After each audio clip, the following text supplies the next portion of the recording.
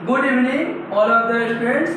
आज हम लोग बहुत खुश हैं और आप भी खुश होंगे कि जितना क्वेश्चन आप लोगों को हिंदी में पूछा गया है वह सब कहने की कोई ज़रूरत नहीं है।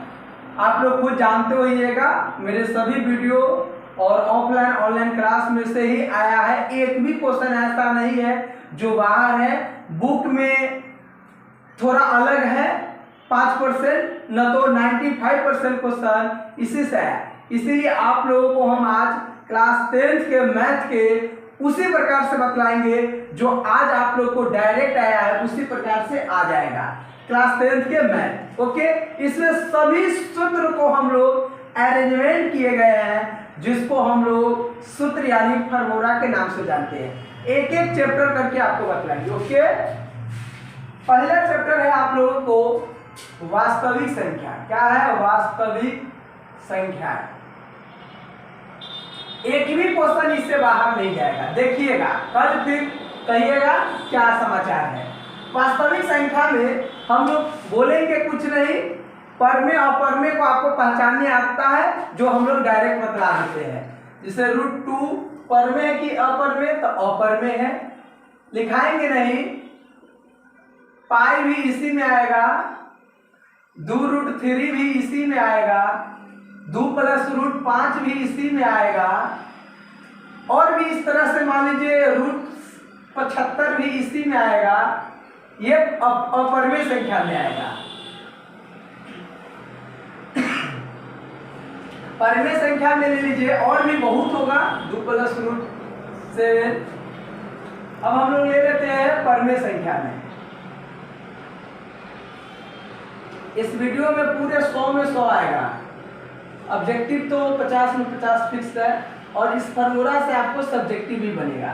परमे में 22/7, √4 सीधे 4, √16, √25, √32/8, ये भी उसी में 832 परमे संख्या होगा। ओके, उसके बाद हम लोग जानेंगे कि कोई शांत अशांत के में जानेंगे कि कोई भी संख्या कब शांत होगा। कोई भी शांत कब होगा? तो भीड़ का हर जो होगा वो आप लोग को बतलाए हुए वीडियो में। भीड़ का हर जो होगा शांत होने के लिए कंडीशन 2 के पावर m गुने 5 के पावर n, 2 के पावर m गुने 5 के पावर n, या 2 के पावर m या 2 के पावर 5 के पावर n। इस सब में से कोई होगा तो इसको हम लोग शांत कहेंगे।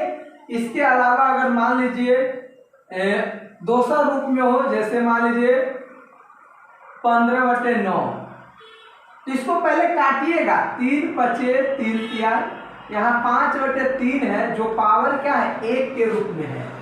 में कोई है 2 के पावर या 5 के पावर या इतना के रूप में नहीं है, तो इस स्थिति में यह अशांत होगा। पहले काटना है। ओके, जैसे 17/8, ये 17/8 को लिखेंगे 2 के पावर 3, तो ये हो जाएगा शांत के रूप में। ओके, इस पर आप लोग बहुत वीडियो देखे होइएगा।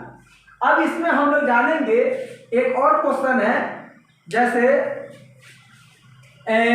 एक फार्मूला, इसको लिखिए, हम जल्दी इसको डिलीट करते हैं, आगे बतलाते हैं। अब बाहर आएगा ही नहीं, देखिएगा कल कितना टकराएगा। जैसे एक क्वेश्चन और देखिए, एक फार्मूला इस पर आएगा, पहली संख्या गुने दूसरी संख्या बराबर मौसा गुने लसा। यहीं से पहली संख्या निकाल लेंगे तो क्या हो जाएगा? आप लोगों को आता है मौसा गुने लसा बटे दूसरी संख्या। ओके, चलिए उसके बाद देखिएगा दूसरी संख्या बराबर क्या हो जाएगा? तो दूसरी संख्या बराबर हो जाएगा मौसा गुने लसा बटे पहली संख्या। इसी प्रकार से आप लोग मौसा बराबर निकालिएगा, तो पहली संख्या गुने दूसरी संख्या, पहली संख्या गुने दूसरी संख्या बटे लसा, लसा बराबर हो जाएगा पहली संख्या गुने दूसरी संख्या बटे मौसम। ओके, चलिए अब इस पर एक और क्वेश्चन आपको डायरेक्ट पूछता है, दे दिया रहेगा, निकालना रहेगा और कहेगा, मान लीजिए आपको एक क्वेश्चन दे दिया हुआ है, जैसे ये आप लोग को पता है पहली संख्या, जैसे देख लो 2 5 का लॉस एलसीएम मान लीजिए दे दिया एलसीएम 2 5 का 10, तो कहता है मौसम निकालिए, तो डायरेक्ट फॉर्मूला को लगा देंगे, ये पहली संख्या ये दूसरी संख्या ये लॉस, तो मौसम बराबर पहली संख्या गुने दूसरी संख्या बटे लॉस, तो पहली संख्या तो 2 गुने 5 बटे क्या चीज है 10 है लॉस, यानी कि ये 10 बटे 10 यानी 1। ये हो गया डायरेक्ट, ये भी पूछता है।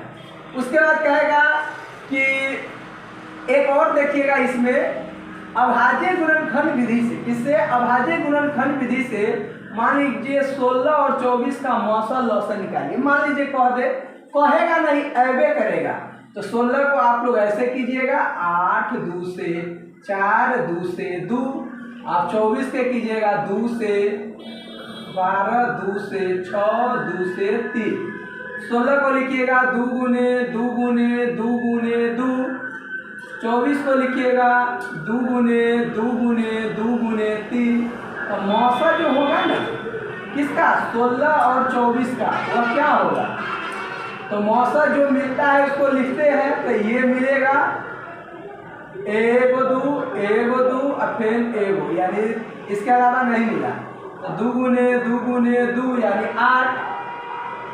लौसा कहेगा जो मिलेगा उसको एक बार, जो न मिलेगा उसको कितने बार, उसको भी लिखेंगे एक बार। तो जो मिल गया तो मिल गया कौन सा है 2 गुने 2 गुने 2, और गुने कौन नहीं मिला तो 2 गुने 3, 2 दूना 4 दूना 8 दूना 16 तिहाई 48, तो लॉस हो गया 48। ओके, चलिए इसको लिखिए, इसको और क्वेश्चन देते हैं, देंगे नहीं जल्दी, एक तरह से शॉर्ट रिवीजन है। चलिए अब हम लोग जानेंगे, मान लीजिए आपको कह देगा, रख दीजिए चलिए मान लीजिए आपको कह देगा ये हो गया। अब एक चीज और देखिए, डायरेक्ट एग्जाम में आता है 0.9 को पी बटे क्यू के रूप, तो ये हल्का है, 9 उड़ाएंगे तो नीचे 10 9 बटे 10, 0.99 को कहेगा तो ये हल्का है, 99 बटे 2 को 0 दे देंगे। लेकिन इसी में दशमलव वाला कहेगा 0.9 रेफरी, तो इस स्थिति को कैसे दो नंबर में भी पूछ देता है, तो इसको विस्तार करके बता देंगे ऑब्जेक्टिव में भी। तो सबसे पहले मान लेंगे माना कि क्या चीज, माना कि x बराबर 0.9999, इसको 1 मान लीजिएगा। ओके, मान लिए x बराबर इतना, इसको 1 मान लेंगे, और दोनों तरफ क्या अंक का रिपीटेशन है, 1 अंक का, तो 10 से 2 अंक रहेगा तो 100 से, 3 अंक रहेगा तो 1000 से, दोनों तरफ 10 से गुना करने पर 10x इक्वल टू, अगर आपको ये आ गया हुआ है तो स्किप करके आगे भाग जाइए, 200 सूत्र देखिए। ओके, 10x गुना करेंगे तो एक अंक यहाँ आएगा तो 9.999। ओके, अब ये हो जाएगा इतना, डॉट डॉट डॉट डॉट, इसको 2 मान लीजिए, समीकरण 2 माइनस 1 से 2 में से 1, तो 10x में से x जाएगा तो कितना होगा 9x, और ई में से ही घटेगा तो 0, ई में से ही जाएगा घटेगा तो 9 में से 0 9, यही ना बचेगा। तो x बराबर कहाँ है, ये 9 9 9 9 डॉट डॉट डॉट गुना कर दिए, 10 से गुना किए 9.9 आया, 0.9999, इसको 10 से घटाए तो 9x बराबर 9 में से 9 गया 0, 9 में से 9 गया 0, और जगह मन से बहुत 9 रख सकते हैं, ठीक है, तो ये 9 में से 0, 9 बटे 9 यानी 1। इसी प्रकार से आपको कह देगा, एक और क्वेश्चन दे देते, ये पी बटे क्यू के रूप में 1 हो गया, आपको दे देगा 0.33323232, तो इस प्रकार के क्वेश्चन को पुनः मान लेंगे, माना कि x बराबर इतना। अब 2 अंक का रिपीटेशन है तो 100 से इसको 1 मान लेंगे, उसके बाद दोनों तरफ 100 से गुना करने पर 100x इक्वल टू ये हो जाएगा 32.32 3 2 डॉट डॉट डॉट डॉट, इसको 2 मान लीजिए। वही नियम समीकरण 2 माइनस 1 से, तो 100x में से x जाएगा तो 99x, ये घटाइएगा तो बचेगा डायरेक्ट 32, तो x बराबर हो जाएगा 32/99। ओके, चलिए इसको लिखिए। अब आप लोगों को पूछ देगा, मान लीजिए, देखिएगा आप लोगों को पूछ देगा, मान लीजिए कि बतलाइए इसका दशमलव प्रसाद शांत है कि अशांत? शांत है। इसका बतलाइए, ये अशांत होगा, अनावर्ती, क्योंकि इसमें रिपीटेशन सीमित नहीं है, इसलिए अशांत होगा। ओके, चलिए इस प्रकार के क्वेश्चन आप लोग हल कर सकते हैं। कह देगा कि कभी कभी क्वेश्चन पूछ देता है कि एक घड़ी की सुई है जो 8 मिनट में, यानी कि एक खेल मैदान में एक वृत्ताकार चक्कर लगाता है, कोई 8 मिनट में जाता है, कोई 32 मिनट में जाता है, तो पुनः कितने समय बाद एक साथ मिलेगा?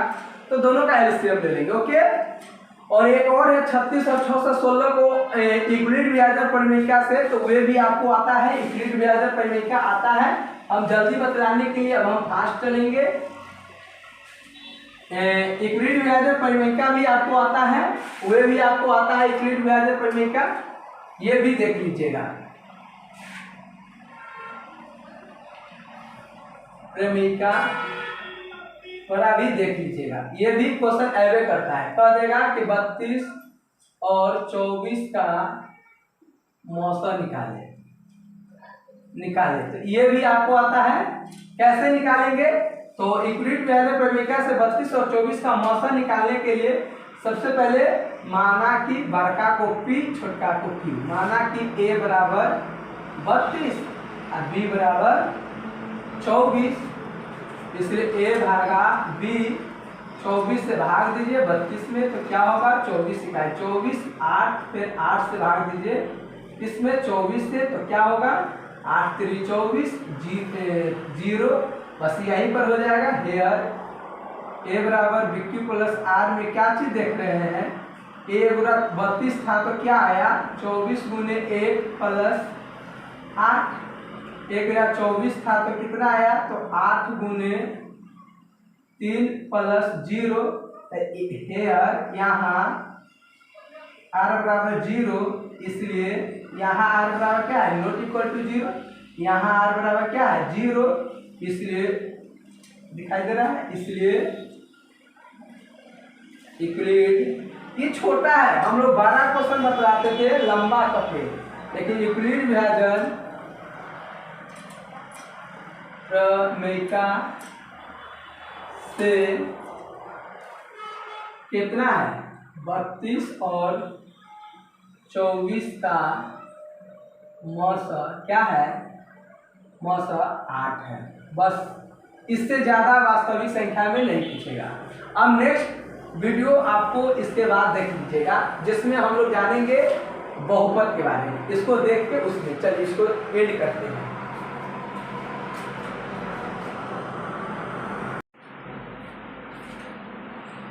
Again good evening.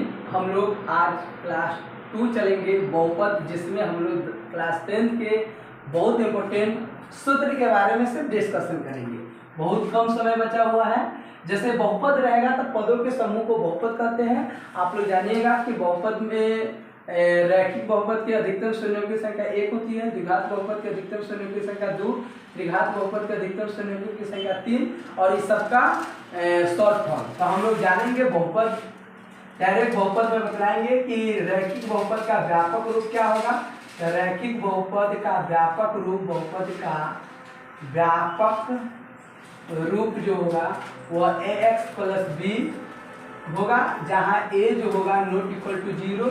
द्विघात बहुपद रहेगा तो इसका व्यापक रूप क्या होगा? तो द्विघात बहुपद का व्यापक रूप क्या होगा? तो ax² प्लस bx प्लस सी। त्रिघात बहुपद का व्यापक रूप क्या होगा? तो त्रिघात बहुपद का व्यापक रूप जो होगा वह ax³ plus bx² plus cx plus d होगा, जहां सम में a not equal to 0, b a not equal to 0।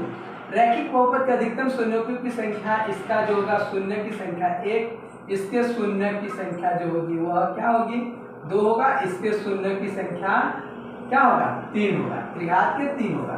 रैखिक बहुपद बराबर, इसमें ये जान गए, रैखिक बहुपद के 2 शून्य, रैखिक बहुपद के 1 शून्य होता है, द्विघात बहुपद के 2 शून्य। मान लीजिए इसका अल्फा है तो इसका अल्फा कमा बीटा, इसका होगा अल्फा बीटा गामा, ऐसे मान लेते हैं। अब इस पर हम लोग जानेंगे रैखिक बहुपद का सर्वोत्तम रूप जानिए गए, ये सब जान गए। अब जानिए इसमें अब हम लोग जानेंगे थोड़ा जल्दी क्योंकि समय नहीं है, कुछ घंटा बचा हुआ है एग्जाम का। तो अब रैखिक बहुपद के छोड़ देते हैं, द्विघात बहुपद के हम लोग जानेंगे।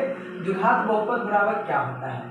तो द्विघात बहुपद बराबर जो होता है, द्विघात बहुपद ax² plus bx plus c।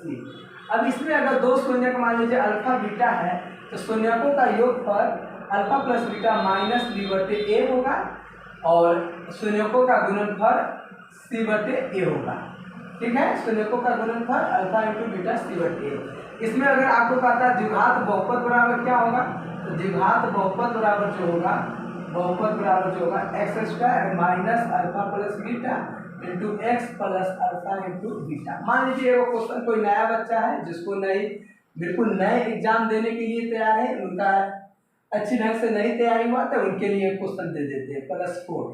तो अल्फा प्लस बीटा का मान क्या आएगा निकालने के लिए? तो क्या होगा? माइनस b/, तो माइनस a है, b है, c है, माइनस b/a कितना है? 2।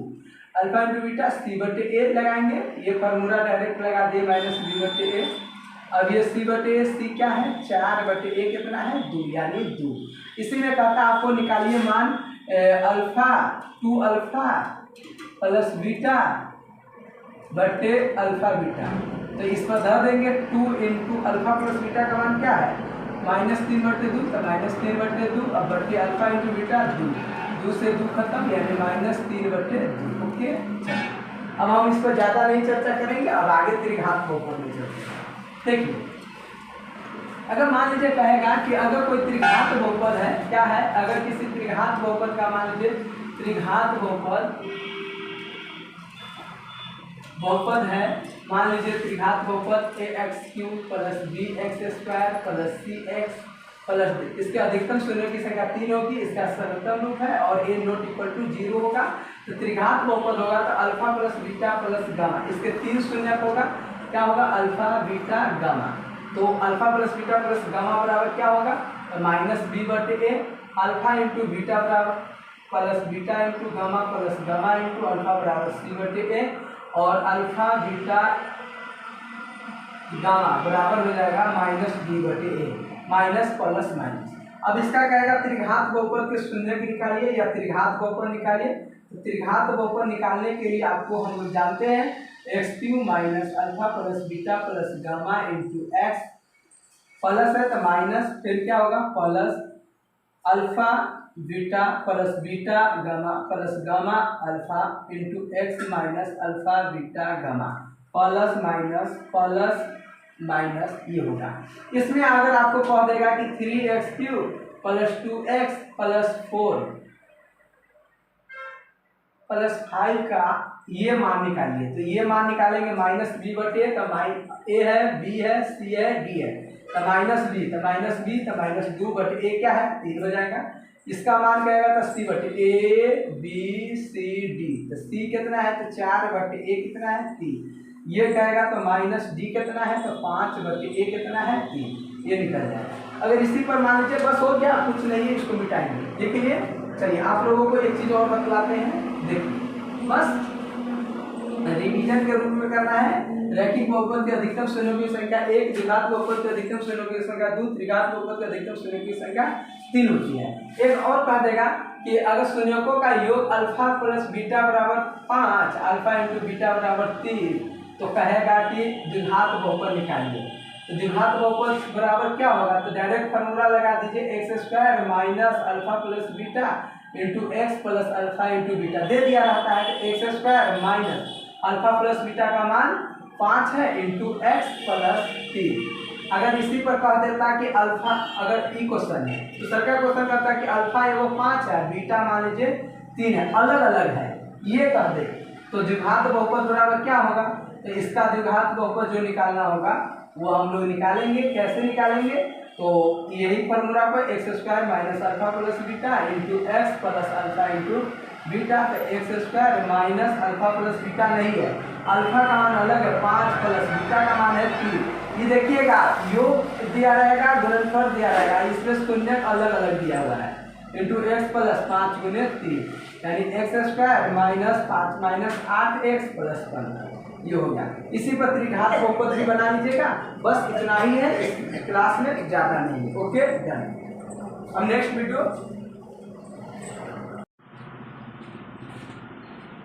Again good evening. आज हम लोग जानेंगे दो चरवारे रैखिक समीकरण के कुल सूत्र एवं प्रश्न, जिसमें हम लोग जानेंगे कि किसी भी दो चरवारे रैखिक समीकरण को हम लोग 5 विधि से हल करते हैं।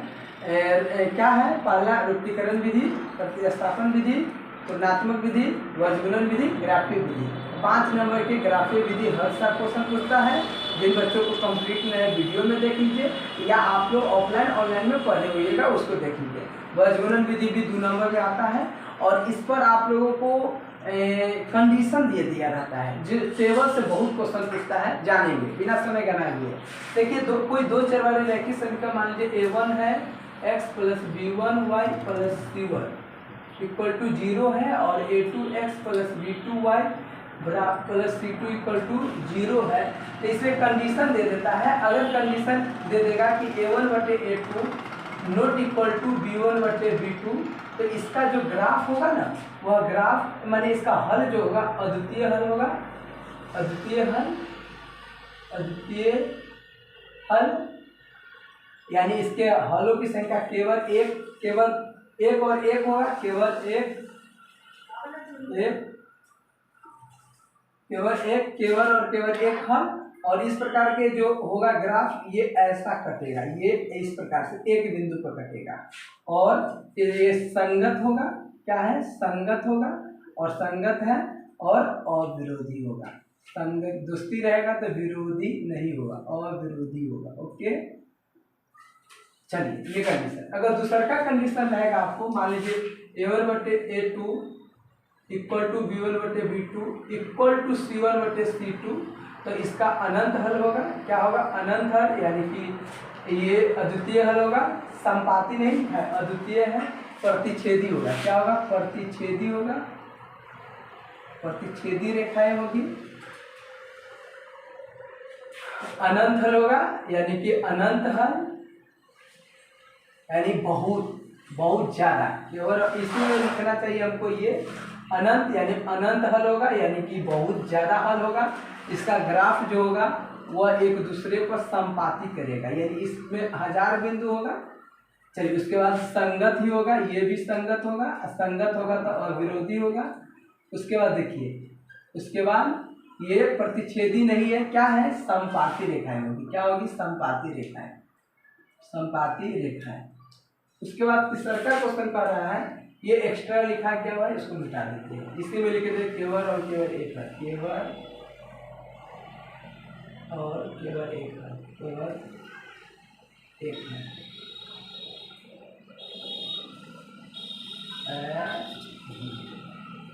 उसके बाद देखिए,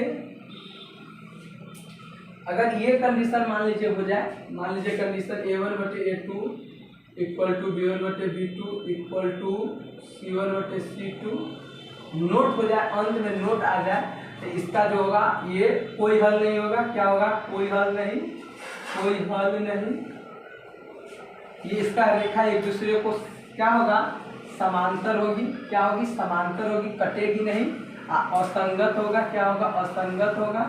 और ये विरोधी होगा, दोस्ती नहीं होगा तो विरोधी होगी। और ये संपाती नहीं, समांतर होगी। ओके चलिए, समांतर है।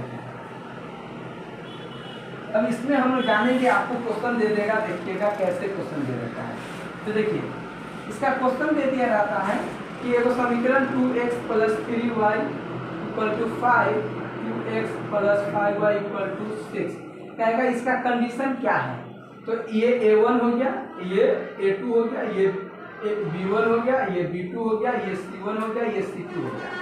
तो a1 बटे a2 का मान निकाल लेते हैं 2 बटे 2 यानी 1, और b1 बटे b2 का मान निकाल लेते हैं 3 बटे 5। क्या देखते हैं 2 बटे 2 1 3 बटे 5 के बराबर है, इसलिए क्या है a1 बटे a2 not equal to b1 बटे b2। तो कौन हल होगा, अद्वितीय हल होगा, ये ऐसा रेखा होगा, प्रतिच्छेदी रेखा होगा, संगत होगा, अविरोधी होगा और प्रतिच्छेदी रेखाएं होगी। ओके चलिए इस पर और कंडीशन, कभी कभी दो इक्वेशन दे दिया रहता है, उसमें किसी एक का मान निकालना रहता है। मान लीजिए ax plus 2y equal to 5 और 3x plus 2y equal to 7 और कह रहा है कि इसका क्वेश्चन जो कह रहा है कि अनंत हल है। क्या है, अनंत हल है। तो अनंत हल है तो कंडीशन a1 बटे a2 इक्वल टू b1 बटे b2 इक्वल टू c1 बटे c2, और कंडीशन क्या होगा अनंत हल का ये होगा, यहाँ पे a1 क्या है a है तो मान धर दीजिए, a बटे a2 क्या है 3 इक्वल टू 2 बटे 2 इक्वल टू 5 बटे 5, यानी कटेगा तो ये क्या होगा 1 हो जाएगा, यानी a बटे 3 equal to a equal to 3, ये भी मान m के रूप में रहता है, ये हो गया।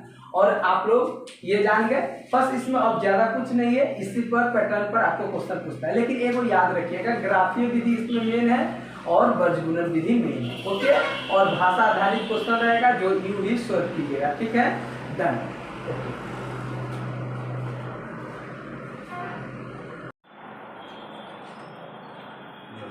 Again good evening all of the students.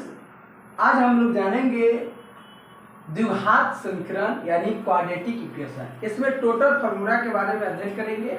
इसमें मेन जो फार्मूला है वह द्विघाती सूत्र है, अर्थात उसमें विवेचक विविक्तर के संदर्भ में है। चलिए हम लोग बिना समय गवाए हुए स्टार्ट करते हैं। जैसे द्विघाती सूत्र जो है, इससे क्वेश्चन पूछता है द्विघाती सूत्र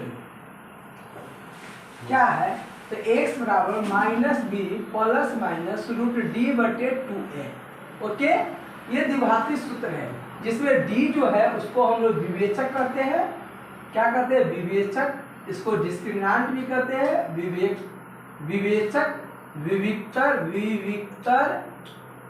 कहते हैं। d बराबर जो होता है वह b स्क्वायर माइनस 4ac होता है।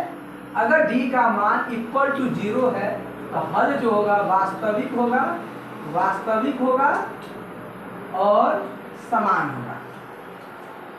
अगर d का मान ग्रेटर देन 0 है तो वास्तविक होगा हल, क्या होगा वास्तविक होगा, और क्या होगा असमान होगा।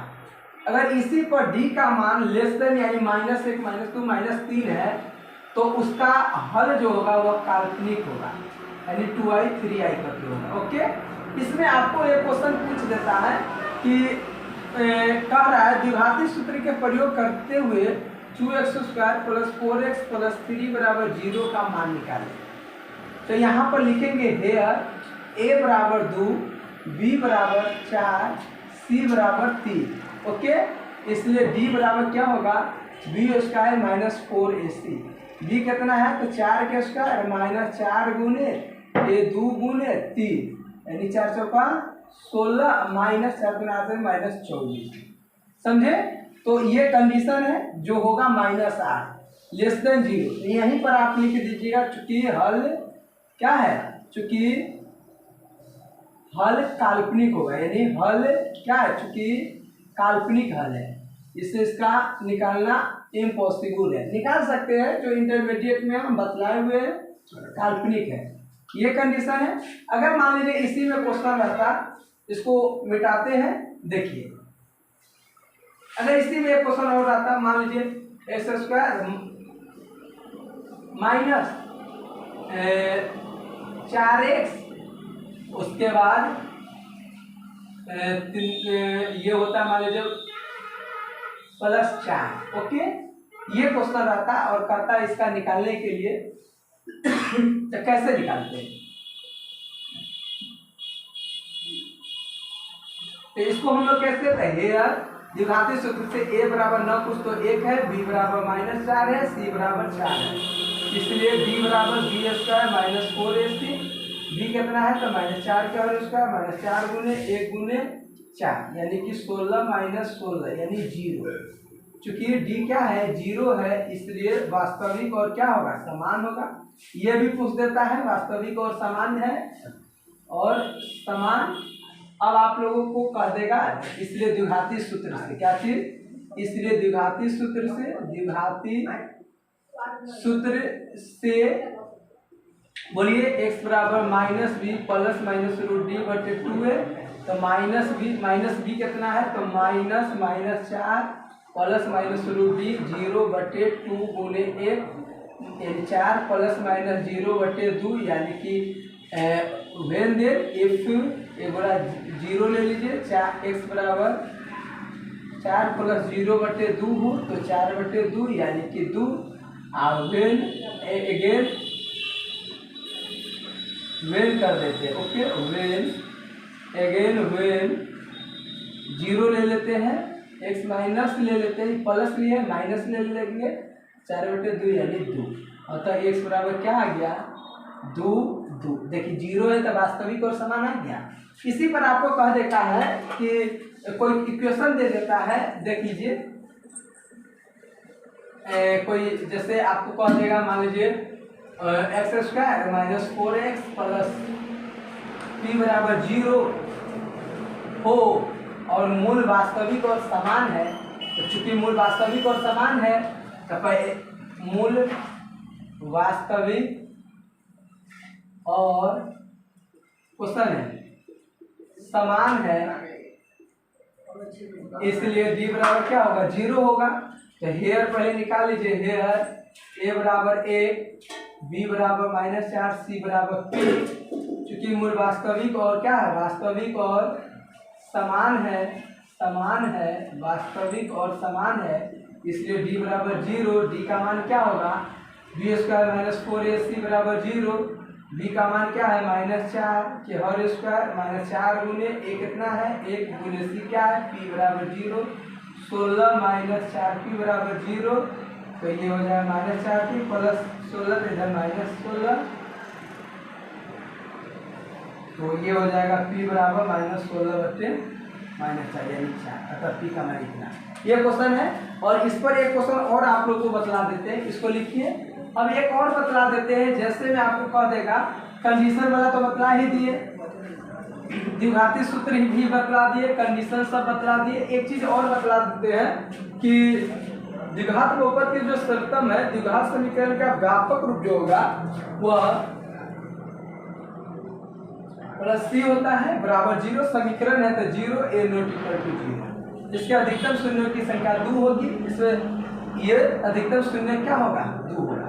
एक कंडीशन और इसमें पूछता है कि कोई द्विघात समीकरण है या नहीं है, तो अब हम लोग जानेंगे हर का पावर जो होगा ना माइनस में नहीं होगा, x का पावर माइनस नहीं होना चाहिए, रूट में नहीं होना चाहिए, माइनस और रूट में। जैसे x + 1/x = 2 ये होगा कि नहीं होगा, क्योंकि इसको सॉल्यूशन करेंगे x² + 1/x = 2, तो x² + 1 2x।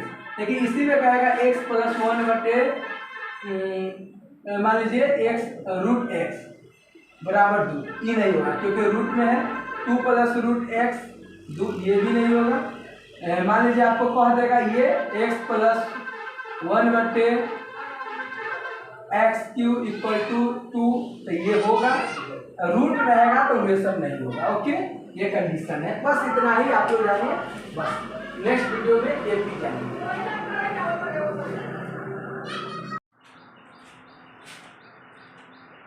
Again good evening. आज हम लोग जानेंगे समांतर श्रेणी में एपी को हम लोग कैसे ज्ञात करेंगे। एपी के सभी फॉर्मूला के बारे में जानेंगे। जैसे मान लीजिए आपको एपी में हम बिना समय गंवाए हुए सबसे पहले एपी में पूछेगा कि कौन एपी में है या नहीं है, तो उस प्रकार के क्वेश्चन को जैसे कहेगा 5 5 2 5 7 8 क्या एपी में है, तो नहीं है, क्योंकि 2 के और 5 के बीच 3 का अंतर है, 5 7 के बीच 2 का है, इसलिए ये एपी में नहीं होगा, अंतर बराबर नहीं है। ये है एपी में, तो ये 2 4 4 का अंतर है, 4 का अंतर है, 4 का, इसलिए ये एपी में है, ये एपी में नहीं है। अब इसमें कुछ फार्मूला के बारे में जानेंगे। जैसे T1 जो होता है उसको पहला पद कहते हैं, T2 को हम लोग a प्लस डी कहते हैं, T3 को हम लोग क्या कहते हैं, a प्लस 2d कहते हैं, T4 को हम लोग a प्लस 3d कहते हैं। इसी प्रकार से Tn को कहते हैं a plus n minus 1 into D कहते हैं, एक फार्मूला। उसके बाद हम लोग एक और फार्मूला जानेंगे। इसी पर एक अंतिम पद दे दिया रहता है एक, जैसे मान लीजिए a प्लस n माइनस 1 है। अब इस पर एक फार्मूला d बराबर, d कैसे निकालेंगे, तो T2 माइनस T1। अब कोई भी चीज रहेगा तो इसका दूसरा पद में से पहला पद घटा देंगे तो d निकल जाएगा।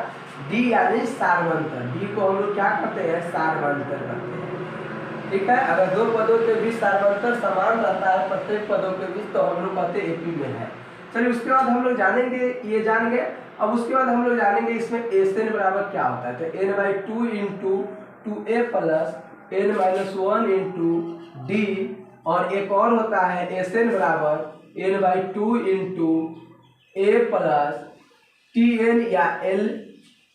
एन बराबर n/2 इंटू, कभी कभी अंतिम पद भी दे दिया रहता है तो हम लोग निकाल लेंगे, ये हो गया एन। उसके बाद इस पर और भी फार्मूला, जैसे S1 पहला पद a होगा जो दीर्घ उत्तरीय में पूछेगा, तो एपी में मैक्सिमम इतना ही फार्मूला है। इसी के पैटर्न पर आपको क्वेश्चन पूछता है, ओके। बस हम इतना ही बतलाएंगे सुपर फास्ट की तरह।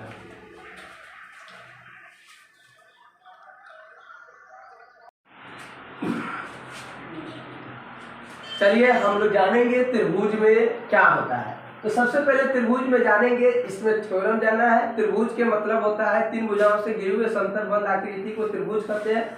इसमें आप लोगों को समरूप त्रिभुज, सर्वांगसम त्रिभुज, तो एक बात, सभी आकार अगर समान रूप का हो जाएगा तो उसको हम लोग कहेंगे समरूप है। जैसे छोटा वृत्त, बड़ा वृत्त, छोटा समबाहु त्रिभुज, बड़ा समबाहु त्रिभुज, छोटा वर्ग, बड़ा वर्ग, ये सब समबाहु समरूप त्रिभुज होगा, समरूप का उदाहरण होगा। सर्वांगसम का मतलब सभी भुजा की लंबाई और आकार समान होना चाहिए। अगर 3 सेंटीमीटर वृत्त है तो नेक्स्ट वृत्त यानी दूसरा वृत्त भी 3 सेंटीमीटर। समबाहु त्रिभुज के सभी लंबाई बराबर वाला होना चाहिए, तो वह सर्वांगसम का उदाहरण होगा। अब हम लोग जानेंगे सभी समरूप को सर्वांगसम नहीं कह सकते, लेकिन सभी सर्वांगसम त्रिभुज को हम लोग समरूप कह सकते हैं। तो इसमें हम लोग जानेंगे थ्योरम। पहला थ्योरम है थेरस प्रमेय क्या है, इसको प्रूव किए हुए वीडियो में देख लीजिएगा। थेरस प्रमेय किसको कहेंगे, तो किसी थेरस प्रमेय कहेंगे यदि किसी त्रिभुज के एक भुजा के समांतर कोई रेखा खींचा जाए तो वो अन्य दो भुजाओं को एक ही अनुपात में विभाजित करती है, इसको थेरस प्रमेय कहते हैं। थेरस प्रमेय के विरोध, यदि किसी त्रिभुज के दो भुजाओं को कोई तीसरी रेखा एक ही अनुपात में विभाजित करती है तो वह तीसरी भुजा के समांतर होती है। पाइथागोरस प्रमेय अब जानेंगे तीसरा थ्योरम कि किसी समकोण त्रिभुज के सबसे बड़ी भुजा का वर्ग उसके अन्य दो भुजाओं के वर्ग के योग के बराबर होता है। पाइथागोरस प्रमेय के विलोम जो होता है, यदि किसी त्रिभुज के सबसे बड़ी भुजा का वर्ग अन्य दो भुजाओं के वर्ग के योग के बराबर हो तो सबसे बड़ी भुजा के सम्मुख कोण 90 डिग्री यानी 90 डिग्री का होता है, यानी समकोण होता है। ये सिद्ध करना है, ये भी सिद्ध किए हुए। एक और थ्योरम है, बहुत बेसिक थ्योरम है कि यदि किसी दो समरूप त्रिभुज के क्षेत्रफलों का अनुपात उनके संगत भुजाओं के वर्ग के अनुपात के बराबर होता है। इससे बहुत क्वेश्चन पूछता है, हम लोग इसी पर चलते हैं। जैसे दे देगा कि दो त्रिभुज है जिसके क्षेत्रफलों का अनुपात 36:64 है, तो उसके भुजाओं का, ये क्षेत्रफलों का अनुपात है, क्या है, क्षेत्रफलों का अनुपात है, तो उसके भुजाओं का अनुपात क्या हो जाएगा, तो भुजाओं का अनुपात हो जाएगा सीधे वर्ग 36 का 6 और 64 का 8 हो जाएगा। अगर मान लीजिए क्षेत्रफलों का अनुपात, यहीं पर एक और उदाहरण मान लीजिए रहेगा आपको 9:81, तो भुजाओं का अनुपात क्या हो जाएगा, तो भुजाओं का 3:9:9, इसको और काटेंगे तो 1:3। चलिए अब आपको ऐसे उल्टा दे दिया रहेगा, भुजाओं का अनुपात दे दिया रहेगा, भुजाओं का अनुपात दे दिया रहेगा 2:3, तो कहेगा क्षेत्रफलों का अनुपात क्या होगा, तो क्षेत्रफलों का अनुपात कहेगा तो इसका वर्ग कर देंगे, 2 के स्क्वायर अनुपात 3 के स्क्वायर, 2 गुना 4:9। एक उदाहरण और मान लीजिए भुजाओं का अनुपात 4:5 है, तो क्षेत्रफलों का अनुपात क्या होगा, तो 4 के स्क्वायर अनुपात 5 के स्क्वायर यानी 16 अनुपात 25। ओके, अब देखिए इस पर एक थ्योरम और जानिए। नेक्स्ट पैटर्न पर टेस्ट करने पर ए बी सी, अगर इसके ये समांतर है, ये 3 है, ये 4 है, ये x है, ये 5 है, तो x का मान तो थेस प्रमेय से क्या हो जाता है, यदि DE पैरेलल हो BC के तो थेस प्रमेय से AD बटे DB बराबर होता है AE बटे EC के। AD का मान क्या है 3/4 बराबर होगा x बटे 5, इसको क्रॉस मल्टीप्लिकेशन करेंगे 4x इक्वल टू 5×15, तो x इक्वल टू क्या हो जाएगा 15/4, भाग देंगे 4 दशमलव में होगा तो 4 × 12 3 4 × 7 28 2 4 × 3। ओके, चलिए अब इस पर हम लोग एक थ्योरम ये जानेंगे, इसी पर यही पूछेगा। अब मान लीजिए आपको कभी कभी कह देगा कि निम्नलिखित दिए गए त्रिभुज में कौन आपको त्रिभुज का निर्माण कर सकता है। तो किसी भी त्रिभुज का निर्माण तभी हो सकता है जब उसके सबसे बड़ी भुजा का वर्ग जो होगा, सबसे बड़ी भुजा जो होगी, दो छोटी भुजाओं का योग बड़ी भुजा से हमेशा बड़ा हो तो त्रिभुज का निर्माण संभव है। इस चैप्टर में आप लोग और भी जानिएगा, बहुत थ्योरम को सिद्ध करने वाला आता है डायरेक्ट, और इसमें और उदाहरण दिया रहता है कि सिद्ध करे कि इसका ये होता है। तो हम लोग इतना इस चैप्टर से आएगा, ये बहुत इंपॉर्टेंट बात बतलाए हैं, इसको देख लीजिएगा। और इस त्रिभुज में थ्योरम देख लीजिएगा क्योंकि दीर्घ उत्तरीय ज्यादा पूछता है और सिद्ध करने वाला रहेगा तो उसमें यूज करके आप लोग यूज कर दीजिएगा। ओके, चलिए थैंक यू।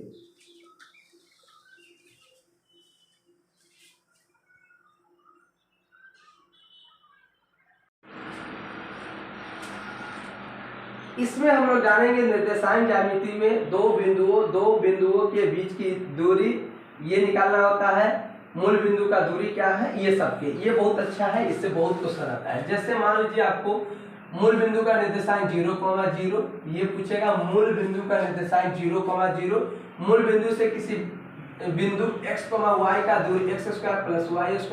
मान लीजिए मूल बिंदु से a, b करता तो a² + b²। दूरी सूत्र क्या होता है, तो दूरी सूत्र जो होती है, दूरी सूत्र से दूरी बराबर जो होता है, वह दूरी बराबर जो होगा वह √x2 - x1 के होल स्क्वायर + y2 - y1 के होल स्क्वायर ये होगा। ये हो गया। अब कहेगा मध्य बिंदु का निर्देशांक, मध्य बिंदु का निर्देशांक जो पूछेगा, बिंदु का निर्देशांक, मध्य बिंदु का निर्देशांक सीधे x1 + x2/2 y1 + y2/2 ये होता है। ओके, अब कहेगा x बराबर क्या होगा, यानी कि m अनुपात n में विभाजित करता है तो x बराबर क्या होगा, तो m1 x2 + m2 x1/m1 + m2, y बराबर m1 y2 + m2 y1/m1 + m2।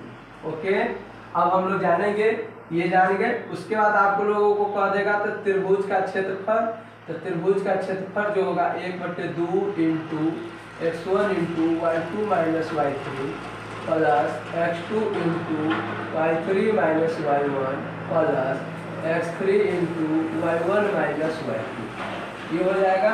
अगर किसी त्रिभुज का क्षेत्रफल बराबर होगा तो उस त्रिभुज का क्षेत्रफल के बराबर 0 कर दीजिएगा और वहां पर कुछ सिद्ध करने के लिए कहेगा, यानी कि अगर कोई 3 बिंदु संरेखी हो तो त्रिभुज का क्षेत्रफल 0 हो जाएगा। यहाँ पर ये फॉर्मूला लगाएंगे तो वहां से एक कंडीशन आता है जो आप लोगों को पूछता है।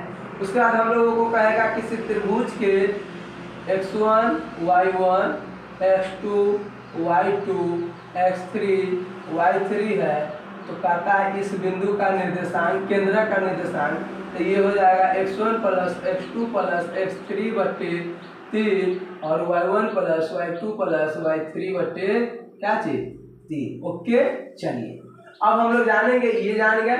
अब इसमें और भी पूछता है, बहुत पूछेगा। अब कहेगा मान लीजिए मूल बिंदु से दूरी तो बतला ही दिए, अब इसमें मेन चीज क्या है, इस फार्मूला पर, इस फार्मूला पर और ये, लेकिन इसमें सबसे बेस्ट चीज आप लोग को बतलाएंगे, इसको मिटा के आप लोग को सबसे बेस्ट बतलाएंगे। देखिएगा सबसे बेस्ट क्या है, देखिए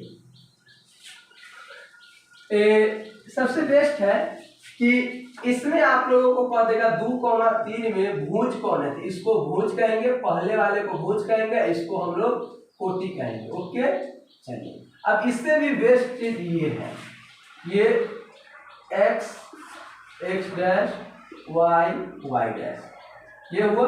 अब देखिए इसको प्लस करते, इसको प्लस करते, इसको माइनस करते, माइनस करते, इसका निर्देशांक प्लस कॉमा प्लस होगा, इसका निर्देशांक माइनस कॉमा प्लस होगा, इसका निर्देशांक माइनस कॉमा माइनस होगा, इसका निर्देशांक प्लस कॉमा माइनस। ओके, अब देखिए इसको प्रथम चतुर्थांश कहेंगे, प्रथम, इसको हम लोग प्रथम चतुर्थांश कहते हैं, इसको द्वितीय कहते हैं, इसको तृतीय कहते हैं, इसको चतुर्थ कहते हैं। ओके, अब हम लोगों को पूछ देता है कि 5,1 किस चतुर्थांश में, प्लस प्लस इसमें आएगा प्रथम में, -1, -2 किस में होगा, तो तृतीय में होगा। क्या होगा, तृतीय में, ये प्रथम में होगा, ये तृतीय में होगा। अब आप लोगों को कह देगा कि -7, सीधे +2, तो माइनस और प्लस क्या है, तो ये द्वितीय में होगा। अगर कह देगा 7, -2, तो ये क्या है, चतुर्थ में होगा। ये कुछ में करता है, इसको याद कर लीजिएगा। ओके, याद नहीं अब तो रिवीजन है, खत्म है। अब इसमें मेन चीज और चीज देखिए कि भुज कोटि, तो भुज कोटि, भुज कोटि, भुज कोटि, भुज कोटि। एक कह देगा कि 5,1 का, तो 5 पहले बैठाइए, 5 यहाँ तक होगा, ,1 यहाँ होगा, तो ये देखिए यही बिंदु होगा। तो 5,1 का x एक्सिस से लंबवत दूरी, तो x एक्सिस से ऊपर कितना है, 1 है, तो x एक्सिस से लंबवत दूरी जो होगा वह 1 होगा, और y एक्सिस से लंबवत दूरी कहेगा, y एक्सिस से लंबवत दूरी, तो ये y से कितना दूर पर है, 5 है, तो 5 होगा। ओके, ये चीज मेन है। हो गया, आप लोग को इतना ही पूछेगा।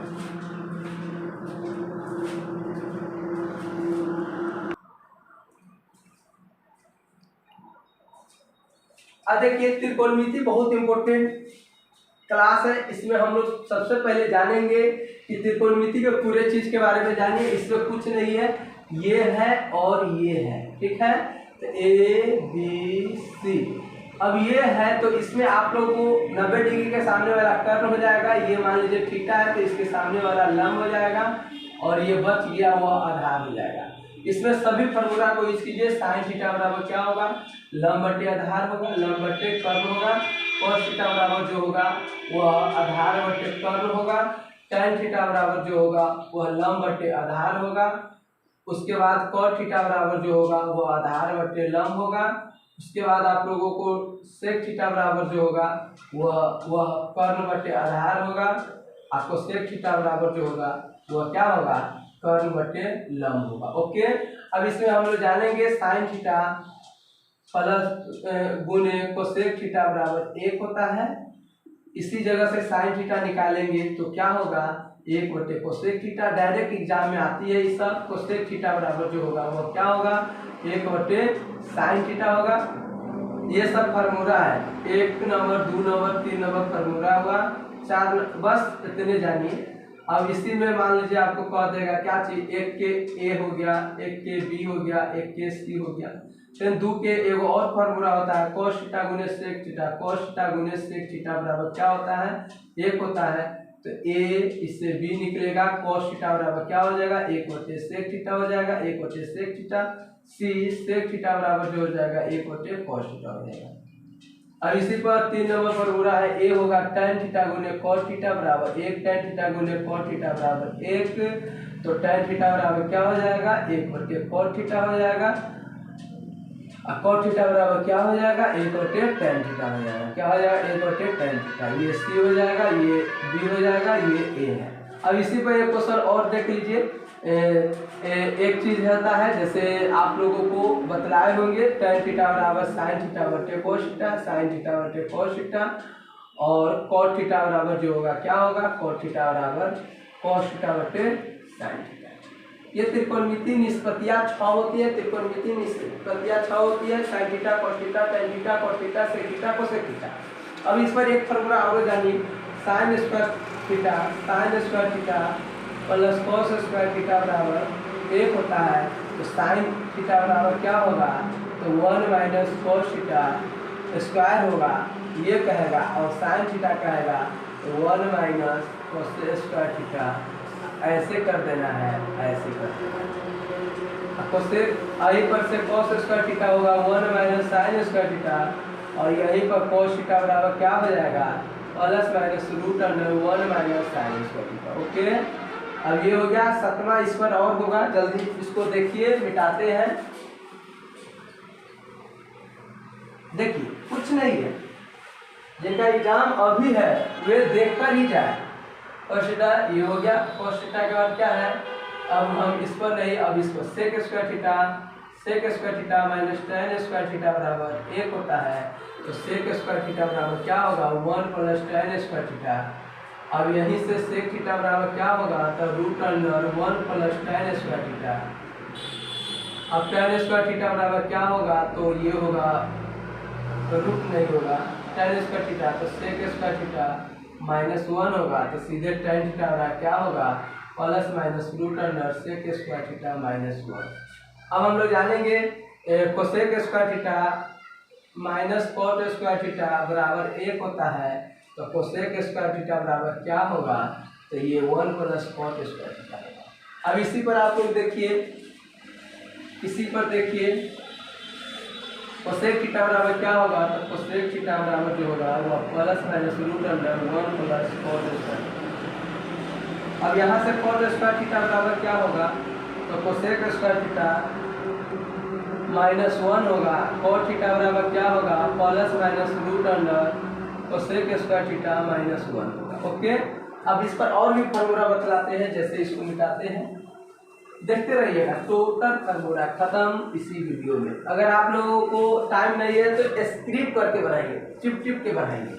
जैसे इस पर sine 90 minus theta, sine 90 minus theta, cos theta, cos 90 minus theta, 90 minus theta क्या होगा, साइन थीटा। उसके बाद tan 90 minus theta, tan 90 minus theta क्या होगा, cot theta, cot 90 minus theta, tan theta. उसके बाद हम लोग जानेंगे sec 90 minus theta, cosec theta, cosec theta, cosec 90 minus theta, sec theta. उसके बाद हम लोग जानेंगे, ये हो गया। इस पर एक फार्मूला दे देते हैं जो किसी भी मान निकालने के लिए ये बहुत जरूरी होता है। Sine a into cos b, sine a into cos b plus cos a into sine b. अगर इसी में माइनस रहता तो यहाँ पर माइनस लगा दीजिए। एक फार्मूला और है कॉस ए प्लस बी, तो cos a into cos b, cos a into cos b minus sine a into sine b, ये है। अगर इसी में माइनस रहता तो यहाँ प्लस लग जाता। ओके, चलिए अब हम लोग ये जान गए। अब इस पर और फार्मूला देते हैं, जैसे त्रिकोणमिति के, ये तो हो गया इम्पोर्टेंट फार्मूला, टोटल फार्मूला हो गया। अब हम लोग एक बहुत इम्पोर्टेंट चीज बनाएंगे, ये देखिएगा, ज्यादा ही नहीं, बस थोड़ा रिवीजन है, शॉर्ट रिवीजन है फार्मूला का। मान लीजिए आपको कह देगा जैसे साइन थीटा का मान निकालना है, तो साइन थीटा यादें कर लीजिएगा, हम बतलाए हुए निकालना है। Sine 0 degree, sine 0 0, sine 30 45 60 90, sine 0 0, sine 30 1/2, sine 45 1/√2, sine 60 √3/2, sine 90 क्या होता है, 1 होता है। उसी प्रकार से कॉस 0 वहां से आ जाएगा 1, कॉस 60 √3/2, कॉस 45 1/√2, कॉस 30 क्या हो जाएगा, कॉस 60 1/2, कॉस 90 0। यहाँ पर tan थीटा का मान लगा दीजिए, tan 0 0, tan 30 √3 नहीं 1/√3, tan 45 1, tan 60 √3, tan इंफिनिटी। अब इस पर cos थीटा का मान निकालना है तो उल्टा कर दीजिए, इंफिनिटी √3 1, इससे आता है क्वेश्चन 0। अब यहाँ पर आपको सेक थीटा का मान निकालना है तो 1/2 कर दो, 2/√3 √2 ये क्या है, ये 1/1 ही है, 1/0 करेंगे तो इंफिनिटी। अब यहाँ पर कोसेक थीटा का मान निकालना है तो ये हो जाएगा क्या चीज, ये होगा 1/sin थीटा, तो 1/0 क्या होगा, इन्फिनिटी हो जाएगा। 1/2 2 हो जाएगा, ये हो जाएगा √2, ये हो जाएगा क्या चीज 2/√3, ये हो जाएगा 1। ये सब टेबल से पूछ के करता है, इसको देख ही लीजिएगा। ओके चलिए, अब इसके बाद इस पर आप लोगों को क्वेश्चन कुछ नहीं बचा, लगभग सभी क्वेश्चन को आप लोग बना लिए। अब इसी में हम आपको बतलाएंगे डायरेक्ट क्या है हाइट एंड डिस्टेंस। इसी में 9वां हम बतलाएंगे 9th नंबर जो होगा हाइट एंड डिस्टेंस, यानी कि त्रिकोणमिति का अनुप्रयोग, ऊंचाई और दूरी। त्रिकोणमिति का अनुप्रयोग या ऊंचाई और दूरी, ऊंचाई और दूरी, हाइट एंड डिस्टेंस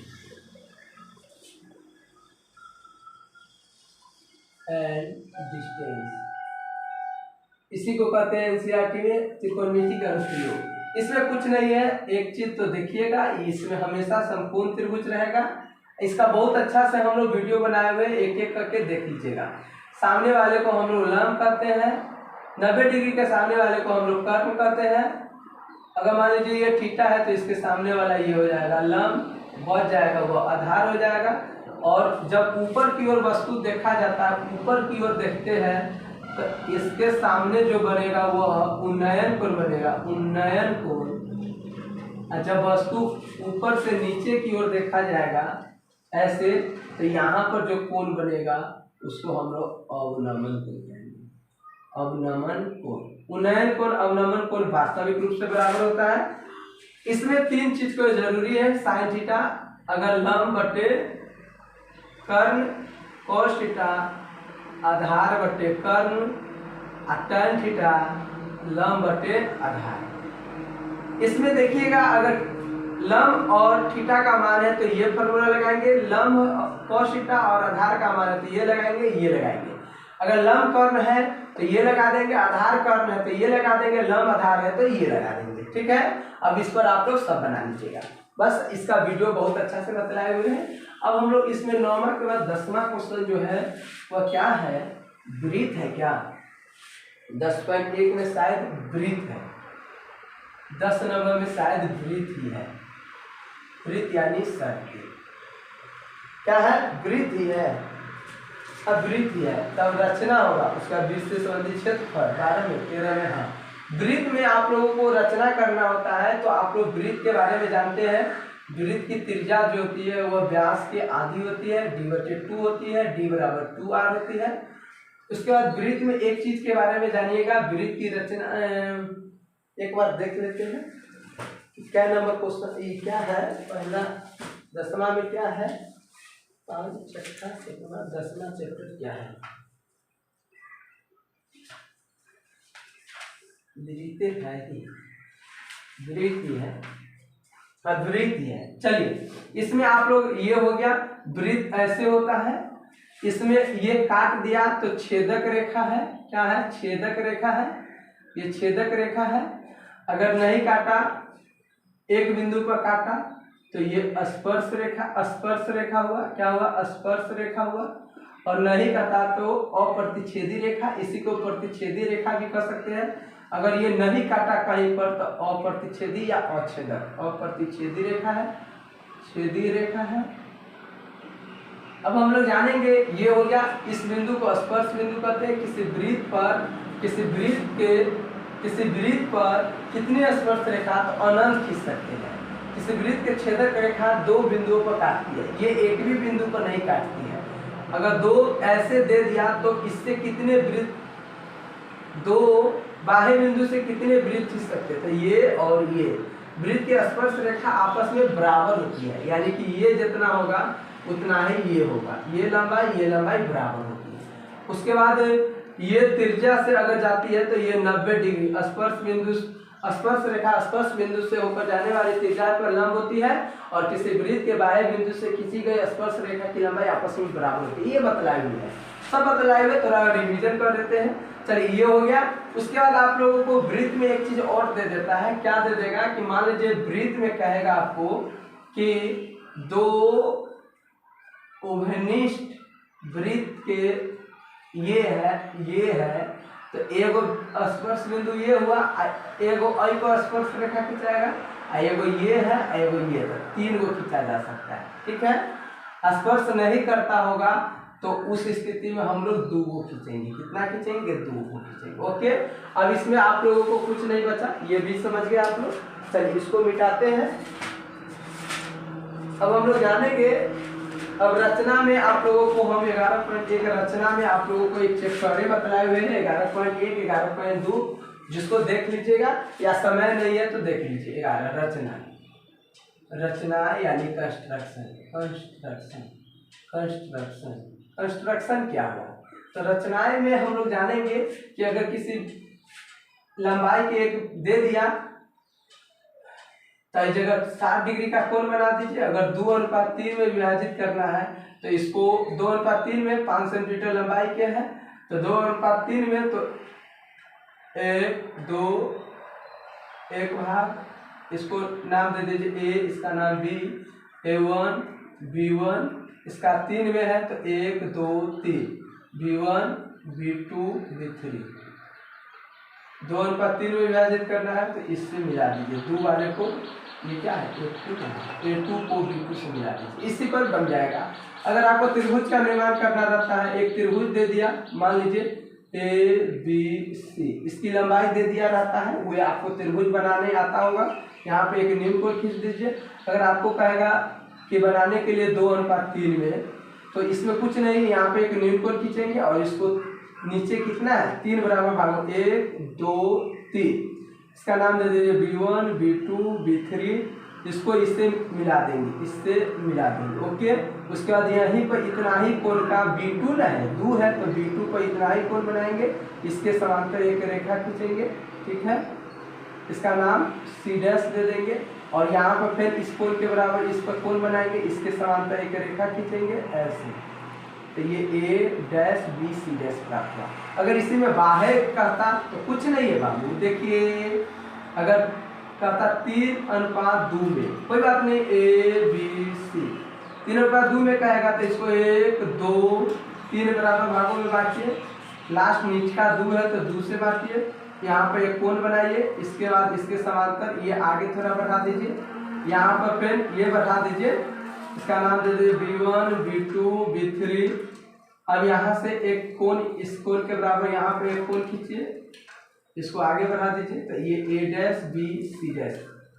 ठीक है, अब ये वृत्त एगो रचना दे देगा, मान लीजिए वृत्त, तो स्पर्श बिंदु अगर मान लीजिए 5 सेंटीमीटर लंबाई पे एगो स्पर्श बिंदु खींचना है यहाँ से, तो यहाँ पर ये नाप देंगे, इसको संधिभाजक कर दीजिए, यहाँ पर रखे, यहाँ ऐसे कर दीजिए, काट दिए।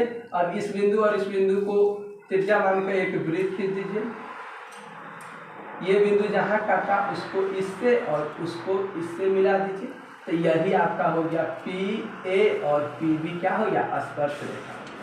चलिए वृत्त भी जान गए हम लोग। अब हम लोग रचना के बाद 12 नंबर क्या है, 12 नंबर देख लीजिए।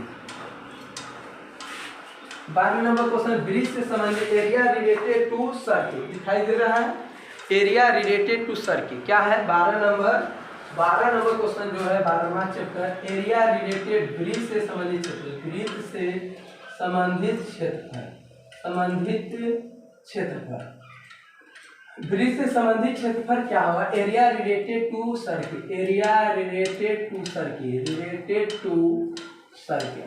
देखिए एरिया रिलेटेड टू सर्किल क्या है, एरिया रिलेटेड टू सर्किल जब रहेगा तो वृत्त से संबंधित क्षेत्रफल, तो वृत्त का क्षेत्रफल पहले निकाल लीजिए πr², वृत्त का परिमाप क्या होगा, तो वृत्त का परिमाप या परिधि एक ही हो जाएगा, वो होगा 2πr। अर्धवृत्त का परिमाप क्षेत्रफल, अर्धवृत्त का क्षेत्रफल क्या होगा 1/2 πr², 1/2 होगा। अर्धवृत्त का परिमाप, वृत्त का परिधि तो आधा हो जाएगा, सीधे हो जाएगा 2πr/2 यानी πr, और अर्धवृत्त का परिमाप कहेगा तो अलग, अर्धवृत्त का परिमाप कहेगा तो ये हो जाएगा r × π + 2। Okay, r × π + 2। अब कहेगा ये हो गया अर्धवृत्त, त्रिज्य खंड की चाप की लंबाई, त्रिज्य खंड की चाप की लंबाई, चाप की लंबाई जो होगा थीटा बटे 360 2 पाई आर, त्रिज्य खंड का क्षेत्रफल तो थीटा बटे 360 पाई आर स्क्वायर, वृत्त खंड का क्षेत्रफल, लघु वृत्त खंड या वृत्त खंड का क्षेत्रफल ये जो होगा वह थीटा बटे 360 बटे 2 लघु वृत्त खंड का क्षेत्रफल थीटा बटे 360 पाई आर स्क्वायर थीटा बटे 360। ये देखिए ये वृत्त खंड का क्षेत्रफल, देखिए थीटा बटे 360 पाई आर, देखिए वृत्त के क्षेत्रफल में से घटाना है तो पाई आर स्क्वायर, नहीं ये नहीं है, लघु नहीं वृत्त खंड का रहा है तो वृत्त खंड का फॉर्मूला आप लोग जानते होइएगा, pi r square into 2 sine theta, r square theta बटे 360 माइनस 2 साइन थीटा, थीटा बटे 360 pi r square theta r square into theta बटे 360 pi minus 2 sine theta. 1 minute clear हो जाते हैं, लगभग आपका इतना ही होना चाहिए। ये देख लेते हैं, 1 मिनट होता है दिमाग से उतर जाता है। देखिए इसका थीटा बटे 360 2 यही होगा थीटा बटे 360 आर स्क्वायर इंटू थीटा बटे 360, इसे तो फॉर्मूला नहीं दिया हुआ लेकिन इसका फॉर्मूला यही होगा थीटा बटे 360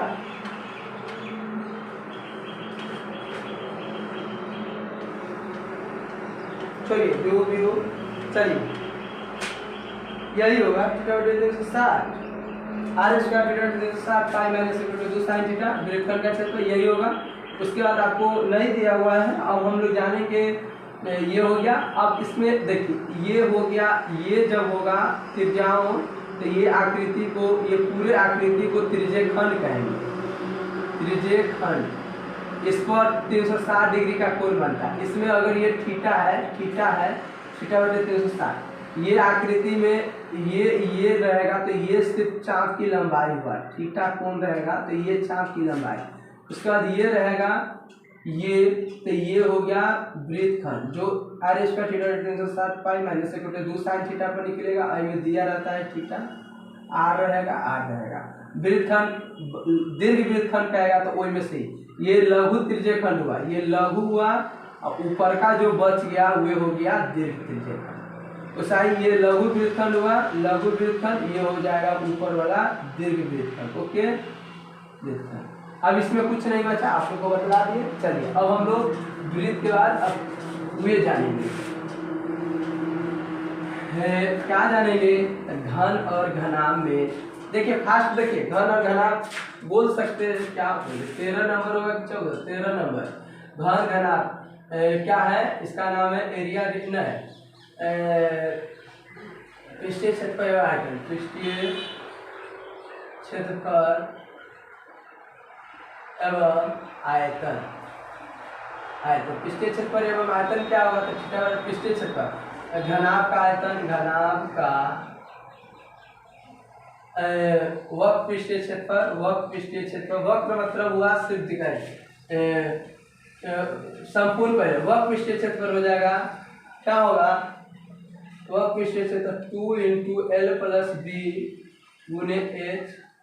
घनाभ का संपूर्ण पृष्ठीय क्षेत्रफल जो हो जाएगा, संपूर्ण पृष्ठीय क्षेत्रफल क्या हो जाएगा 2 into L B plus B H plus H L, यही ना होगा 2 इंटू।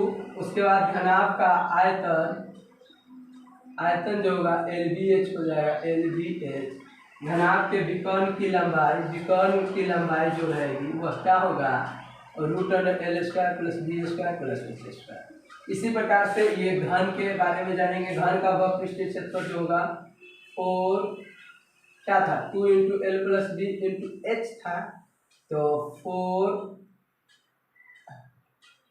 एल स्क्वायर संपूर्ण पृष्ठीय क्षेत्रफल 6L² और L³ भुजा क्यूब और ये हो जाएगा 3√3 है, क्या होगा √3L।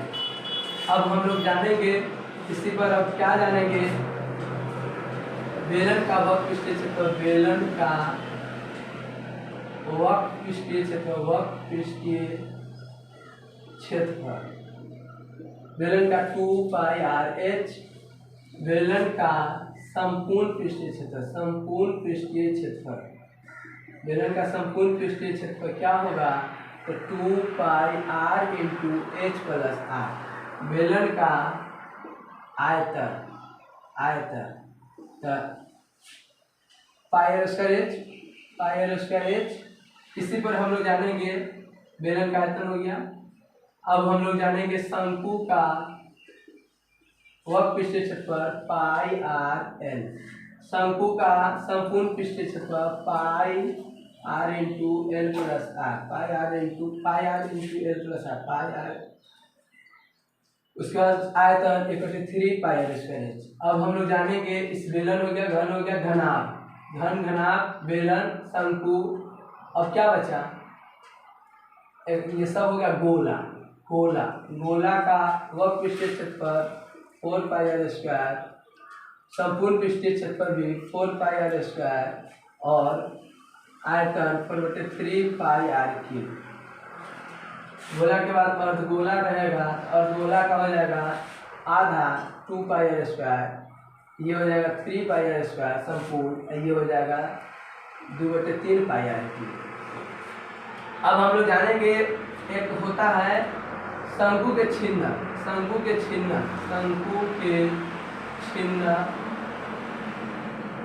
का आयतन, शंकु के छिन्न का आयतन क्या निकाले, शंकु के छिन्न का आयतन क्या, 1 मिनट 1/3, इसमें एक फार्मूला होता है, जैसे शंकु के छिन्न का आयतन मान लीजिए रहेगा तो 1/3 πh × r1² + r1 × r2 + r2²। ऐसा नहीं NCERT में होगा, ना तो ये बीच में भी हो सकता है, कोई बात नहीं है। शंकु के छिन्न का वक्र पृष्ठीय क्षेत्रफल क्या होगा, तो वक्र पृष्ठीय क्षेत्रफल वही में से उसको घटा दिया जाता है, तो πl × r1 + r2, संपूर्ण पृष्ठीय क्षेत्रफल जो होता है वह क्या होता है, तो सभी को जोड़ दिया जाता है, संपूर्ण पृष्ठीय क्षेत्रफल, संपूर्ण पृष्ठीय क्षेत्रफल, इसमें ऊ वाला यानी कि पहले का प्लस दूसरे का संधि वाला और ऊपर का प्लस वक्र पृष्ठीय क्षेत्रफल πl × r1 + r2। लेकिन एगो इसमें देखिएगा मेन चीज क्या होता है, इसका तिर्यक ऊंचाई जो निकालना होता है वो h² प्लस, अगर बड़का r2 है तो वही में से घटा के होल स्क्वायर कर दीजिएगा, ये मेन है। इसीलिए हम कॉपी किताब उल्टे हुए थे, मेन ये है, बस यही इतने है, बस खत्म। अब आप लोग जानिए शंकु के छिन्नक ऐसे बनता है, ऐसे ये रहता है, ये वाला वही में से काट दिया जाता है, हटाइए, इस सब काम खत्म। चलिए अब 13 के बाद 14 नंबर में हम लोग जानेंगे सांख्यिकी। क्या जानेंगे, सांख्यिकी। सांख्यिकी के हम डायरेक्ट बतला देते हैं, आप लोग समझ जाइएगा, क्योंकि ये शॉर्ट रिवीजन है, टाइम आपके पास नहीं है। देखिए सांख्यिकी में अगर आपको कह देगा कि सबसे पहले सांख्यिकी में 14 नंबर है सांख्यिकी, स्टैटिक्स,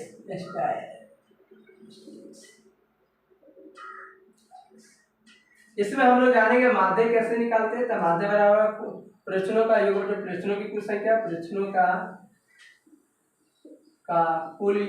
प्रश्नों का योग बटे प्रश्नों की कुल संख्या, प्रश्नों की कुल संख्या। इसको बहुत प्रकार से निकालते हैं, ये आपको हम वीडियो में बतलाए हुए, देख लीजिएगा।